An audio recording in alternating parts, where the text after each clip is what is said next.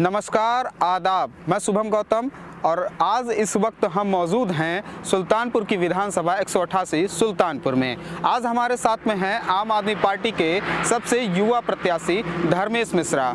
आज हम उनसे बात करेंगे और जानेंगे कि अपने आप को वह किस तरह से सुल्तानपुर की राजनीति में प्रस्थापित कर पाएंगे। सबसे पहले आपसे एक सवाल है कि आपने राजनीतिक क्षेत्र में कदम क्यों रखा और किससे प्रेरित हुए आप? देखिए, मेरा परिवार बहुत बड़ा है। मेरे बाबा जी थे स्वर्गीय राम अच्छेवर मिश्रा जी। उनकी हार्दिक इच्छा थी कि हमारे परिवार से कोई न कोई एक सदस्य समाज सेवा में जाए, क्योंकि वो पंडित रामबली मिश्र को अपना आदर्श मानते थे, पंडित श्रीपति मिश्रा को अपना आदर्श मानते थे। बुजुर्ग थे, उनकी इच्छा थी कि उनके घर से भी कोई रामबली या कोई श्रीपति मिश्रा निकले। तो उनकी ये इच्छा थी और उन्होंने बार बार हमको प्रेरित किया कि तुम्हें समाज सेवा करना चाहिए। हम 6 भाई और 3 बहनें हैं, तो इसलिए उन्होंने हमको ये कहा कि तुम्हें समाज सेवा में जाना है। और बाबा जी के बताए हुए मार्ग पे चलते हुए हमने लोगों की सेवा करते करते आज हम क्षेत्र में एक मुकाम पे पहुंच चुके हैं, जहां पे हमारी प्रतिनिधि ज्ञानमती देवी वार्ड संख्या 22 से जिला पंचायत हैं, जिन्हें हमारे क्षेत्र की जनता ने ऐतिहासिक मतों से सुल्तानपुर जनपद के अंदर सबसे पहली जीत के अंतराल पे हम चुनाव जीते थे। माता जी हमारी ग्राम पंचायत टीकर की प्रधान है। तो बाबा जी के दिखाए हुए रास्ते और उनके देखे गए सपने आज सच हो रहे हैं। जी, ऐसा जानकारी में मिला कि आपकी जो जिला पंचायत प्रतिनिधि थे, प्रत्याशी थे, उनके जो विपक्षी दल थे उनमें जो है मेनका गांधी सुल्तानपुर की सांसद भी लगी हुई थी जोरों शोरों से। इसके बाद भी आपने उनको परास्त करने का काम किया। सुल्तानपुर की सांसद मां मेनका गांधी और सुल्तानपुर 188 के विधायक सूर्यभान सिंह और पूरी भारतीय जनता पार्टी की कमेटी हमारे वार्ड संख्या 22 में डोर टू डोर इन्होंने कैंपेन किया हमारे प्रत्याशी के खिलाफ। लेकिन जनता के अंदर जो माहौल है, हमारे प्रति जो स्नेह है, जो लोगों को हमसे लगाव है, जो उम्मीदें हैं लोगों को, उन उम्मीदों उन लगाव के कारण जनता ने हमको एक तरफ से वोट दिया और यहाँ से न सूर्यभान सिंह की चली न मेनका गांधी की चली। जनता ने हमें अपार स्नेह दिया। आप जनता का विश्वास लेकर के चल रहे हैं। अगर आपकी सरकार या आपकी सरकार प्रदेश में या कहिए आप जो है जनपद सुल्तानपुर में अगर जीत हासिल करते हैं तो प्रमुख तौर पर क्या काम करेंगे आप? देखिए, हम सुल्तानपुर जनपद के वासियों को आश्वस्त कर देना चाहते हैं कि सुल्तानपुर 188 विधानसभा में चुनाव जीतने के साथ साथ 1 महीने के अंदर सबसे पहला हमारा जो कार्य होगा वो किसानों के हित में होगा।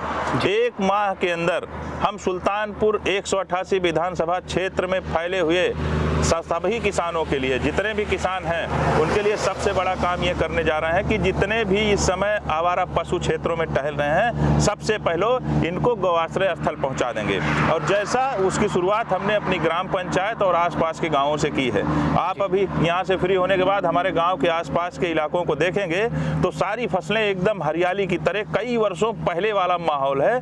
हर किसान के चेहरे पे खुशहाली है। सारे आवारा पशु यहाँ से गायब हैं। ये मेरा प्रमुख मुद्दा है। इस पे मैं तत्काल प्रभाव से विधायक बनने के साथ साथ इस पे काम करूंगा। और इसी के साथ दूसरा मेरा एक काम है, बच्चों के प्राइमरी और जूनियर स्कूल की जो शिक्षा व्यवस्था है उस पे बहुत मजबूती से काम करूंगा।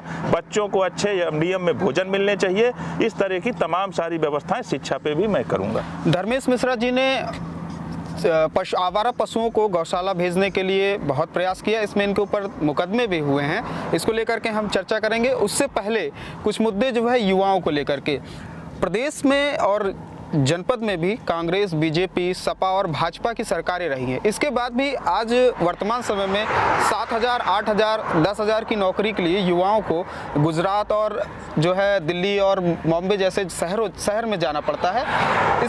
इसको आप किस तरह से देखते हैं? देखिए, हम अपने क्षेत्र के लोगों को ये बता दें कि अभी तक जो भी विधायक होते रहे हैं यहाँ से, उनकी वर्तमान स्थिति ये है कि एक तो उनको समझ नहीं है या फिर वो करना नहीं चाहते हैं। मुझे जहाँ तक लगता है या तो वो करना नहीं चाहते हैं और कुछ को तो समझ नहीं है। समझ इसलिए नहीं है कि जैसे तमाम सारी बड़ी बड़ी कंपनियां हैं, वहाँ बड़े बड़े शहरों में इंटरव्यू ऑर्गेनाइज करती हैं और नौकरी पे लोगों को रखती हैं। उसी तरह से हमारा ये मकसद है कि जैसे बाहर से कंपनियों को बुला के सुल्तानपुर जनपद में, सुल्तानपुर के अंदर हम एक शिविर ऑर्गेनाइज करें, जहाँ से हमारे क्षेत्र के नौजवान जो हमारे यहाँ के प्रतिभा के धनी लोग हैं उनको कंपनियाँ लेके जाएँ और अच्छा वेतनमान दें उनको, लोगों को इधर उधर भटकना न पड़े। इस कड़ी में हम अनस्किल्ड लोगों को सिक्योरिटी की नौकरी दिलवाते करते हैं। लखनऊ में भी, प्रयागराज में भी हमारे सिक्योरिटी के लोगों के साथ टाई अप हैं, हम उनको भेजते हैं। मैंने कभी भी किसी से एक पैसा नहीं लिया, लोगों को रोजगार देने के लिए हमने ऐसा किया है। अभी तक 500 से ज़्यादा लोगों को मैं भेज चुका हूँ, लोग पैसा कमा रहे हैं। वर्तमान समय में जनपद सुल्तानपुर की एक बहुत बड़ी समस्या है, वो है जाम। आप शहर में अगर चले जाइए, आपको महज 3 किलोमीटर जाने में लगभग घंटों लग जाता है। तो इसको आप किस तरह से देखते हैं, और क्या आने वाले समय में अगर आपकी सरकार आती है तो क्या इस पर आपकी कोई रणनीति होगी, या अभी कोई रणनीति आपने बनाया है? हमारी पार्टी के राज्यसभा सांसद और उत्तर प्रदेश प्रभारी माननीय संजय सिंह जी बहुत पहले से पटरी, गुमटी और रेहड़ी के लोगों के लिए लड़ाई लड़ते आए हैं। वो उन्हीं के मसीहा हैं, और हमारी पार्टी ने एक विजन तैयार किया है इन लोगों के लिए। पहले देखिए, अभी हमारे मैनिफेस्टो में इनको हम तमाम सारी सुविधाएं दे रहे हैं और इनको रजिस्टर्ड कर रहे हैं। हम अपने पटरी, गुमटी पे दुकान करने वाले लोगों को अगर व्यवस्थित कर ले जाएंगे तो शहरी क्षेत्र जाम से अपने आप निजात पा जाएंगे, जिसका इम्प्लीमेंट सबसे पहले सुल्तानपुर में ही होगा। बस हमें विधायक बनने भर की देरी है। शिक्षा पर आपका क्या एक्शन है? शिक्षा में सबसे समस्या ज़्यादा इस समय चल रही है गरीब परिवार के बच्चों के लिए, जो प्राइमरी में है, जूनियर में है। उनकी स्थिति ये है कि बच्चे पढ़ने जाते हैं, उनको सरकारी तरफ से स्कूल ड्रेस मिल रहे हैं, ड्रेसों में दलाली चल रही है, बच्चों को मध्याह्न भोजन में दलाली चल रही है, बच्चों की शिक्षा एकदम लचर व्यवस्था हो गई है। इस पर हमें प्राइमरी और जूनियर के बच्चों के लिए बेहतर शिक्षा व्यवस्था करनी है, और जूनियर हाई स्कूल के मेधावी छात्रों के लिए हमने अपनी तरफ से घोषणा कर रखी है कि इस समय कोरोना काल में तमाम सारी समस्याएं हैं कि गरीब बच्चों के पास टैबलेट नहीं है, मोबाइल फ़ोन नहीं है, वो ऑनलाइन क्लासेज नहीं ले पा रहे हैं, जिससे हम चुनाव जीतने के पश्चात 6, 7, 8 के मेधावी बच्चों को दिल्ली के तर्ज पर टैबलेट उपलब्ध कराएंगे, जिससे उनको अच्छी शिक्षा घर बैठे मिल सके। जो पशुओं को लेकर आपके ऊपर मुकदमे हुए हैं, उस घटना को आप बताइए थोड़ा सा।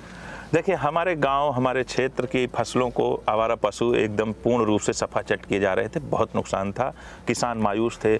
हम लोग गांव में रहने वाले हैं, किसान हैं, गरीब परिवार है हम लोगों का। किसी तरह से अपनी ज़मीनों को हम बैंकों में गिरवी रख के अगर पैसा लेते हैं तो एक कर्ज जो हमारे ऊपर रहता है, और फसलों को अगर ये आवारा पशु भारतीय जनता पार्टी के द्वारा छोड़े गए, ये जितने भी जानवर हैं जो बाबा जी के बछड़े कहे जाते हैं, वो अगर हमारी फसलों को पूर्ण रूप से ख़राब कर देंगे तो आप ही सोचिए कि किसान अगर बैंक में कर्ज नहीं लौटाएगा तो बैंकों द्वारा उसकी ज़मीन हड़प ली जाएगी।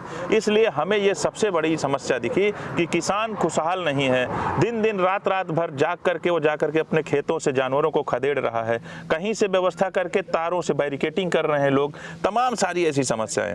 फिर हमने प्रशासन को कई बार चिट्ठी लिखी, उनसे आग्रह किया, और प्रशासन जब नहीं सुनता है तो हमें थोड़ा सा उस तरह का रवैया अपनाना पड़ेगा। ग्रामीणों ने मिल करके, हम भी उनके साथ मिल करके सारे जानवरों को ले जा करके बंद किया गया, और फिर प्रशासन को सूचित करके सबके साथ लग करके 25 गाड़ी आवारा पशु एक साथ भेजे गए। उसके बाद हर महीने हम लोग 1-2 गाड़ी 4 गाड़ी जितने भी आवारा पशु आसपास के गाँवों से भी आ जाते हैं तो उन सबको ले जा करके गौआश्रय भेज रहे हैं। प्रशासन ने हम पे जो मुकदमा लिखा है, नेता हूँ, समाज सेवी हूँ, अब मुकदमों से अगर मैं डरूंगा तो फिर हमारे क्षेत्र की जनता खुशहाल नहीं रह पाएगी। अभी हाल ही में बाढ़ आई थी सुल्तानपुर में, और काफ़ी क्षेत्र जो है वो खास करके जो धनपतगंज का क्षेत्र है सुल्तानपुर का, वो काफ़ी हद तक प्रभावित हुआ था। ऐसे में जो है आपने काफ़ी मदद भी की, तो उस दौरान क्या विपक्षी दलों का आपको समर्थन मिला था, या फिर जो है आपको उसका दंश झेलना पड़ा कार्य करने का? उस पर थोड़ा सा आप देखिए। विपक्ष है, अगर उनको कहा जाए तो विपक्ष है, और कहा जाए तो सभी मेरे अपने हैं। हमारे ही क्षेत्र के तो लोग पक्ष हैं, हमारे ही क्षेत्र के लोग भी पक्ष हैं। लोगों के अंदर एक संवेदना होनी चाहिए। अगर कोई भी पीड़ित है, हमारा उस समय पूरा समाज ही पीड़ित था। 25 गांव के लोगों की पूरी फसलें अगर संपूर्ण रूप से गोमती की धाराओं में बह रही थी तो उस समय, और गांव डूब रहे थे, लोग भाग करके आसपास के ऊंचे इलाकों में स्थान लिए थे। हमने उन सबके खाने का प्रबंध कराया, जो मेरी नैतिक जिम्मेदारी थी उसको हमने किया। जानवरों के लिए चारे का प्रबंध कराया, वो मेरी नैतिक जिम्मेदारी है, क्योंकि लोगों ने हमको अपना मतदान दिया है, प्यार दिया है, दुलार दिया है। हमने लोगों के लिए दवाएं, जानवरों के लिए चारे, और लोगों के खाने के प्रबंध और उनके रहने के लिए टेंट, ये सब व्यवस्थित किया। ये मेरी नैतिक जिम्मेदारी है, और विपक्ष नहीं कहा जा सकता। और पार्टियों के नेताओं को अगर नहीं समझ में आया तो उन्होंने नहीं किया। हाँ, उस समय सबसे ज़्यादा सहयोग हमारे साथ मिल करके यशभद्र सिंह ब्लॉक प्रमुख धनपतगंज जी का रहा। उन्होंने जितनी जगह पे सब भंडारे चल रहे थे, उस समय 7 जगह भंडारे चल रहे थे, 3 जगह हमारा लंगर चल रहा था और 4 जगह मोनू सिंह का चल रहा था।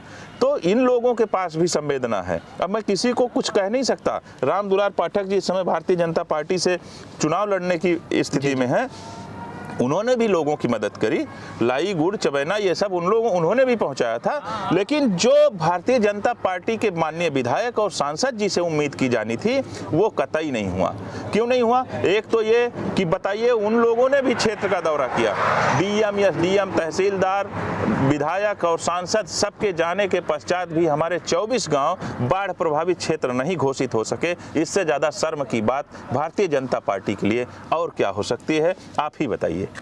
आप जो है इस जनपद के, जो सुल्तानपुर जनपद है, इसके सबसे युवा प्रत्याशी अभी तक हैं, तो क्या आपको युवाओं का साथ मिल रहा है? अगर मिल रहा है तो आप युवाओं से क्या कहना चाहते हैं? युवाओं का साथ हमको हमेशा मिला है, वही तब हमारे संरक्षक भी हैं, नौजवान ही, और वही हमारे मार्गदर्शक भी हैं और साथी भी हैं हमारे। युवाओं को हमारा सपोर्ट वैसे भी करना है, वो सब हमारे ही साथ रहेंगे। और हमारी सोच समझ अभी हम लोग राजनीति में आए हैं और तेज़ी के साथ कदम आगे बढ़ा रहे हैं। तमाम सारी अंदर मन में लेकर के एक आकांक्षा आए हैं। हमारी इच्छा है कि हम अपने क्षेत्र के लिए कुछ बेहतर कर जाएं। और जो सीनियर लोग हैं, जैसे अभी हमारे विधानसभा प्रत्याशी घोषित हुए हैं, माननीय एक पूर्व में विधायक रहे हैं, 5 साल में उन्होंने सुल्तानपुर के उत्तर और पश्चिमी छोर पे कहीं उनको देखा नहीं गया है, वो गायब थे। और जो अभी वर्तमान में विधायक जी थे, वो हमारे इस 15 किलोमीटर के इलाके में कभी दर्शन नहीं दिए हैं 5 साल में। वही हमारे चुनाव में आए थे या तो नाव पे बैठने वही नदी की धाराओं में आए थे। और ये लोग संवेदनहीन हो गए हैं। मैं जनता से चाहता हूँ, अपने नौजवान साथियों से चाहता हूँ, आप इन संवेदनहीन लोगों को नकारिए और हमारा साथ दीजिए। पूरी लगन और निष्ठा के साथ मैं आप सबकी सेवा सदैव करता रहूँगा और अपने क्षेत्र को विकास के पथ पर अग्रसर करूँगा। और नौजवानों के लिए तमाम सारी हमारे पास व्यवस्थाएं हैं, योजनाएं हैं, जिसको मैं इम्प्लीमेंट करके अपने क्षेत्र का संपूर्ण विकास करूँगा। क्या प्रदेश की योगी जो सरकार है, क्या उससे आपकी जो है पार्टी और आप मुकाबला कर पाएंगे? क्योंकि उनके पास बहुत सारे अभी उन्होंने काम किया, 5 साल उन्होंने काम भी किया है। उत्तर प्रदेश में आपका ये पहला चुनाव भी है विधानसभा को लेकर के, तो अपने आप को प्रस्थापित कर पाएंगे? मैं सिर्फ जनता से 2 ही बातें करूंगा। एक तो व्यक्तिगत स्तर पे कि मैं चुनाव जीतने के साथ साथ थानों से दलाली, सड़कों से तारकोलों की चोरी, बच्चों के एमडीएम में दलाली, गरीबों के राशन में दलाली, ये सब बंद करवा दूंगा। और दूसरी बात रही भारतीय जनता पार्टी की प्रदेश सरकार से हमारी तुलना ना की जाए, हमारी तुलना की जाए दिल्ली की अरविंद केजरीवाल जी के मॉडल से और उत्तर प्रदेश के योगी सरकार के मॉडल से। अगर 20% भी कहीं उत्तर प्रदेश की समय योगी की सरकार अरविंद केजरीवाल जी के मॉडल के सामने खड़ी होगी तो कोई भी युवा नौजवान आकर के हमसे बात कर सकता है। ये दिल्ली के अंदर हमने तमाम सारी ऐसी व्यवस्थाएं की है। जो भी लोग दिल्ली में हमारे आसपास के रहते हैं वो बताएं आसपास के लोगों को। वर्तमान समय में एक बड़ा मुद्दा आया है, वर्तमान समय में एक भागीदारी को लेकर के, कि जितने वर्ग के लोग उत्तर प्रदेश में निवास करते हैं इनकी भागीदारी सुनिश्चित करने के लिए, तो इसको आप किस तरह से देखते हैं? जिसकी जितनी हिस्सेदारी उसकी उतनी भागीदारी, ये सरकार के बड़े लेवल का मामला है। ऐसे सवाल अरविंद केजरीवाल और माननीय संसद जी से किए जाएं, संजय सिंह जी से, तो वो ज़्यादा बेहतर होंगे, क्योंकि उसमें मेरा कोई अभी अहम रोल है नहीं और ये चीज़ें मुझे थोड़ा सा कम समझ में आती हैं। ये फिर हो गया ना कि देश को बांटा जा रहा है जातियों के आधार पे, ऊंच नीच के भाव। हम इसी प्रदेश का ये अभी बड़ा मुद्दा बना है और प्रदेश में एक तीसरा फ्रंट भी तैयार हो गया है और असदुद्दीन ओवैसी और अन्य दलों के साथ मिलकर के, तो इसलिए देश के लिए इस समय यही खतरा है। ओवैसी भी उतने ही खतरनाक हैं, योगी बाबा भी उतने ही खतरनाक हैं।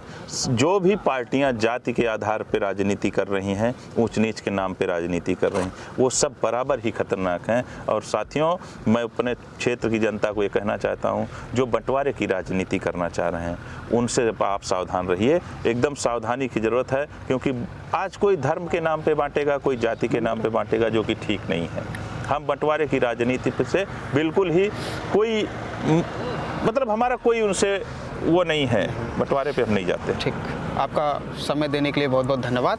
आप थे धर्मेश मिश्रा जी, जो कि आम आदमी पार्टी के सदर 188 सुल्तानपुर से विधानसभा के प्रत्याशी हैं। चैनल के माध्यम से मैं अपने क्षेत्रीय तमाम जनता को प्रणाम करता हूँ। ये थे धर्मेश मिश्रा। अगर आपको यह वीडियो पसंद आया है तो आप कमेंट करके ज़रूर बताएं। साथ ही अगर यह वीडियो आप हमारे फेसबुक पेज पे देख रहे हैं तो फेसबुक पेज पर हमें फॉलो करें, और अगर यह वीडियो यूट्यूब पर देख रहे हैं तो चैनल को सब्सक्राइब करें और बेल आइकन ज़रूर दबाएं।